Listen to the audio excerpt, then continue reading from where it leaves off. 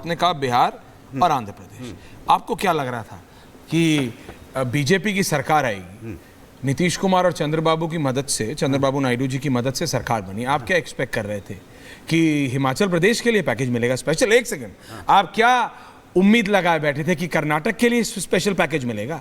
आप क्या उम्मीद लगाए बैठे थे, बताइए ना मेरे को। मैं तो नहीं, मैं ये कह रहा हूं कोई भी राजनेता, इधर वाले हो या उधर वाले हो, हम में सब बराबर हैं। मैं तो भाई देखिए ना, अभी तक तो नहीं सुनिए ना, मैं एक सेकंड बोल रहा हूं, राम कृपाल जी जवाब दे रहे हैं और फिर मैं सतीश जी के पास एक सेकंड का है। बोलिए। मैं तो पूरी उम्मीद लगाए, आप राजनेताओं से किसी को कोई और उम्मीद नहीं है? नहीं, आपकी सरकार आई अगर उत्तर प्रदेश में कभी, तो यूपी पुलिस के किसी आदमी से पूछ लो, आप देखो 100 सारे के सारे थानेदार यादव होंगे। मैं ऑन रिकॉर्ड कह रहा हूं, किसी को कोई और उम्मीद नहीं है। देखिए उत्तर प्रदेश सबको सबके बारे में पता है, विकास किया, जनता नोज एवरीथिंग, समाजवादियों का विकास है। आज आपका स्टूडियो भी कितना अच्छा लग रहा है, क्योंकि ये ग्रेटर नोएडा भी समाजवादियों के नोएडा है, ग्रेटर नोएडा नहीं, डोंट मिसकोट। नोएडा तो नोएडा डोंट मिसकोट, नोएडा और ग्रेटर नोएडा। आप तो नोएडा और ग्रेटर नोएडा के बॉर्डर पे खड़े, तो ग्रेटर नोएडा ही समझो आप इसको। अच्छा, एक ग्रेटर नोएडा में आपके ये भी समाजवादी के समय है जो आप इतना भव्य बना पाए। अगर हमने नहीं डेवलप किया होता तो शायद आज इतना भव्य आपका स्टूडियो नहीं बन पाता। इसके लिए आपको आप इसका क्रेडिट ले लीजिए। बिल्कुल, बहुत बहुत धन्यवाद, बहुत अच्छा, बहुत बहुत धन्यवाद अनुराग भदौरिया जी। समाजवादी का, लेकिन अभी भी जवाब समाजवादी नहीं, अब आपने बोल लिया, नाउ डोंट, ये बना है इसलिए आपको बधाई। सुनिए, मैं ये कह रहा हूँ, आप बात समझिए। श्रेय तो बहन जी भी लेते हैं कि देखो भाई हमने बसाया। अखिलेश यादव तो मुख्यमंत्री रहते हुए कभी आए नहीं, स्वर्गीय नेताजी भी कभी आए नहीं। आपने तो नोएडा को मनूस बोल दिया था, बट अभी नोएडा पे डिबेट नहीं है। सतीश जी, राम कृपाल जी, बाबा तो कितनी बार आ गए, I am not going into that. मैं कह रहा हूं राम कृपाल जी, विपक्ष अगर बिहार या आंध्र प्रदेश को स्पेशल असिस्टेंस या मदद जो दी है निर्मला सीतारमण जी के बजट में, उसको इशू बना रहा है, तो मैं कह रहा हूं अब जनता भी समझदार है, जनता भी समझती है कि जो मतलब जिसकी लाठी उसी की भैंस, भाई क्लैरिटी है जनता को भी। और अगर विपक्ष इसको मुद्दा बनाना चाहता है कि क्यों उनको क्यों दिया, तो मैंने जैसे इनसे पूछा, मुझे बता दे संजय जी या विपक्ष का कोई भी नेता या फिर ओमकारेश्वर जी, क्या कर्नाटका को देती बीजेपी की सरकार?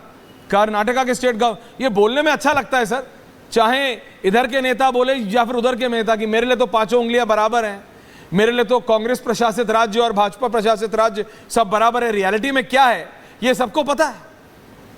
Ramkripal ji, how do you see this budget? आप इस बजट को कैसे देखते हैं आम जनता के लिए? जी सतीश जी आ रहा हूं उसके बाद।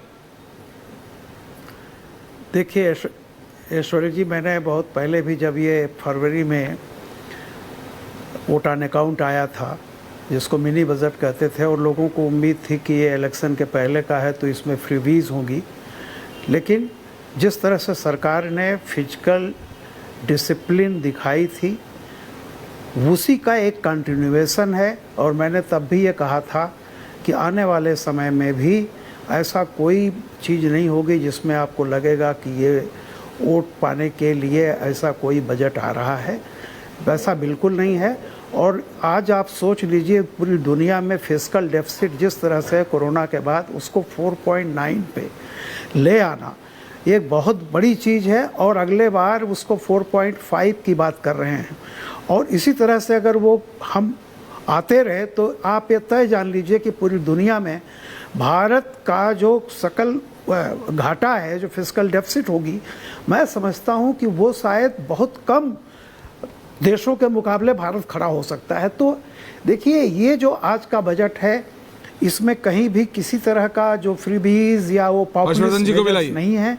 रही बात जो बिहार और आंध्रा को लेके बात की जा रही है, मैं तो कहता हूँ कल तक तो ये था कि ये सरकार गिर जाएगी, नीतीश जी नाराज होंगे, समर्थन वापस ले लेंगे, और कल तक लालू जी भी बड़े नाराज थे कि बिहार के बारे में कुछ किया नहीं जा रहा। सर वो तो अगस्त में सरकार गिरा रहे थे। आज बिहार के बारे में इतना सब कुछ कर दिया गया, तो ये तो लालू जी, तेजस्वी जी सबकी मांग थी कि बिहार को स्पेशल कुछ ऐसा मिलना चाहिए, और ये किया गया है। दूसरी बात, मैं एक बात कह रहा हूँ, जो लोग बिहार और यूपी देश को बांट के देखते हैं, सड़क, हाईवे, राजमार्ग और पुल ग्राफिक्स किसी एक राज्य के लिए नहीं होते हैं। यहाँ से दिल्ली से देहरादून जो बन रहा है, वो कोई देहरादून के लिए नहीं है। सबसे ज़्यादा उसका फायदा सोचिए किसको होगा? हरियाणा को, दिल्ली को। ऐसे ही बिहार, जिस तरह से बिहार की भौगोलिक स्थिति है, वहाँ से गुजरने वाला कोई भी मार्ग बंगाल के लिए, झारखंड के लिए, सब जगह के लिए वो एक तरह से उत्तर प्रदेश के लिए, कब बनेगा? सबके लिए एक वरदान मैं कह रहा हूं होगा। सर, तो मैं कहता हूं कि इस तरह के जो विकास just for the perception, just for perception से जी। सरकार एक दो तो इधर उधर भी दे सकती थी ना। विपक्ष का बोलना बंद हो जाता, अनुराग भदौरिया जी नहीं बोल पाते। ऐसा नहीं है कि अच्छी चीजें नहीं हुई, बट जस्ट फॉर परसेप्शन से। मैं केवल ऐश्वर जी एक वाक्य कहूंगा सर, आज की राजनीति में दो खेमे हैं। एक खेमा जिसकी तरफ से आदरणीय हमारे मित्र भदौरिया जी बोल रहे थे, वो कि किसी तरह से कुर्सी पाओ, दूसरा खेमा है किसी तरह कुर्सी बचाओ। तो भैया वो अपने सहयोगियों को नहीं मदद करेंगे तो क्या इंडिया अलायंस को मदद करेंगे? मैं आपकी बात आप ये बताइए कि कांग्रेस और आज वाले बजट है ये, वो कुर्सी कांग्रेस बचाओ इतनी बजट अच्छी लग बहुत रही बढ़िया आपने है कह दी बात। सिर्फ इसलिए आप जब सहमत हो, सारी कुर्सी बचाओ विचारधारा बजट। को खत्म कर दें आराम। केवल कुर्सी पाने के लिए, तो वो आओ वर्सेस बचाओ सतीश के सिंह जी, ऐसा नहीं है कि सब कोई मतलब कुछ चीज आम जनता के लिए हुआ नहीं है, लेकिन परसेप्शन विपक्ष ये कर रहा है कैंसर की दवाएं सस्ता हुई हैं, जो कि लोगों के लिए बहुत राहत है जो बेचारे पीड़ित हैं।